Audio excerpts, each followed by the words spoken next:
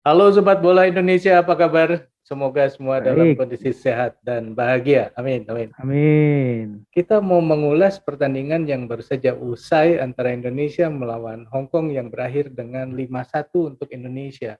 Dan ini Ya. yang bikin pusing sebenarnya, karena skornya sama persis dengan Vietnam. Jadi siapa sebenarnya yang eh, menjadi juara grup kalau kondisi seperti ini? Artinya apa? Artinya di laga terakhir Indonesia melawan Vietnam itu benar-benar laga hidup mati. Betul. Oke, Bro. Gimana tadi Eh, pertandingannya, Bro? ya, pertandingannya memang berjalan cukup ini ya. Indonesia cukup dominan dalam penyerangan, terutama di babak pertama ya. Mhm. Karena seperti yang saya duga bahwa Indonesia juga skemanya juga kan skema yang sangat agresif. Tiga Mhm. di belakang, lima di tengah, dan dua di depan. Mhm. Dan di situ pergerakan antar pemain justru yang terjadi di babak pertama itu lebih konstan dan lebih rapat. Hmm. Sehingga pemain-pemain Indonesia lebih banyak punya peluang. Dan Hong Kong sama sekali boleh dibilang di babak pertama itu tidak banyak, bahkan dibilang mungkin sangat minim mendapatkan peluang. Karena Hmm. semua ruang gerak dari pemain-pemain Hong Kong itu sudah bisa diantisipasi. Dan kebetulan juga karena Indonesia begitu intens, jadi pemain-pemain Hong Kong pun juga tidak ini ya, tidak lagi berpikir untuk bisa menyerang gitu loh. Karena mereka Hmm. lebih sibuk untuk berkonsentrasi bertahan gitu loh, Hmm. Bro. Ya, ya, ya. Jadi Hmm. yang di babak pertama berapa? 3-0 ya kalau tidak salah. Iya, Ya, tiga betul. Dan kosong. apa itu juga kan sebuah gol-gol yang cantik, terutama gol dari Zanadin Faiz. Mhm. Itu terlihat sebuah kerjasama dengan Rabani Tasnim yang sangat menarik dan sangat cantik kalau menurut saya. Mhm. Gitu Mhm. loh, Bro. Nah, di babak kedua nih, Bro. Hmm. Gimana nih? Kalau nggak salah kiper kita mengalami cedera ya.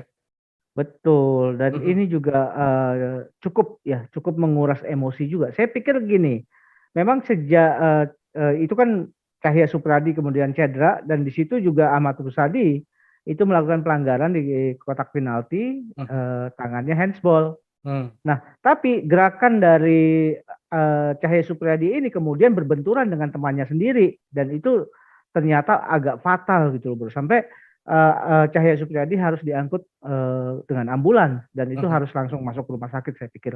Hmm. Dan kemungkinan yang saya ngeri ya kalau melihat kejadian seperti ini rasanya Cahya Supriyadi untuk pertandingan terakhir juga mungkin akan diistirahatkan gitu loh bro. Ya, ya. Saya Mungkin tidak khawatir masuk dalam agak line up gitu loh. agak khawatir di leher malah ya kasusnya. Ah, itu Mudah-mudahan dia. Betul, mudah-mudahan betul. baik-baik saja. Kita berdoa saja semoga Cahya Supriyadi dalam kondisi yang baik ya. Hanya cedera Betul. ringan mudah-mudahan seperti itu yang bisa diselesaikan dengan cepat. Nah, saya melihat bahwa sejak Cahya Supriyadi kemudian cedera ya dan itu juga kan imbas dari adanya lob bola dari pemain-pemain Hong Kong yang berusaha ditahan oleh barisan pertahanan Indonesia. Di saat itu juga kan Ahmad Rusadi melakukan pelanggaran dengan kena tangannya ya handsball. Hmm. Dan Hmm. Cahya Supriyadi juga akhirnya terjadi benturan dengan temannya sendiri gitu loh Hmm. dan Hmm. sampai akhirnya mendapatkan cedera yang sangat serius saya pikir. Hmm. Dan di situ juga kelihatan reaksi dari pemain-pemain Hong Kong juga yang berusaha untuk segera menarik memberikan perhatian supaya ambulans segera masuk ke lapangan gitu loh. Hmm. Jadi ini Hmm. pemain-pemain Hong Kong juga melihat bahwa cederanya Cahya Supriyadi juga agak Serius ya. mengkhawatirkan. Hmm. Serius gitu loh bro. Nah Hmm. karena proses cederanya ini terjadi karena benturan dengan Hmm. temannya, ini sempat membuat shock pemain-pemain Indonesia loh pada saat itu. Hmm. Karena mereka juga seperti apa ya ngeblank gitu ya, sempat Hmm. ngeblank Hmm. dan di saat Indonesia ngeblank itu justru permainan dari Hong Kong mulai Berkembang. berjalan. Hmm. Uh, Apalagi Hong Kong juga melakukan penggantian pemain yang cukup efektif dengan masuknya Matthew. Hmm. Karena Matthew inilah apa beberapa kali melakukan percobaan-percobaan dan bisa menusuk sampai membuat peluang-peluang buat Hong Hmm. Kong gitu loh bro. Hmm. Tapi tidak Hmm. bertambah ya golnya dari Hong Kong dan Tidak Indonesia bertambah. malah bertambah. Iya, dan memang di pertandingan ini juga ya saya dari sejak awal pertandingan ini agak mengagetkan sebetulnya ya. Mhm. Saya kagum banget dengan STY ya, Mhm. karena di pertandingan ini justru hanya dua pemain yang turun pada saat melawan Timor Leste. Hmm. yaitu Rahmat Berry dan Cahya Supriyadi. Selebihnya adalah pemain-pemain yang belum diturunkan dalam pertandingan melawan Timor Leste. Wow. Saya agak awalnya dengan formasi yang tersedia yang di line up Indonesia ini, saya agak kaget dan Hmm. agak khawatir ya.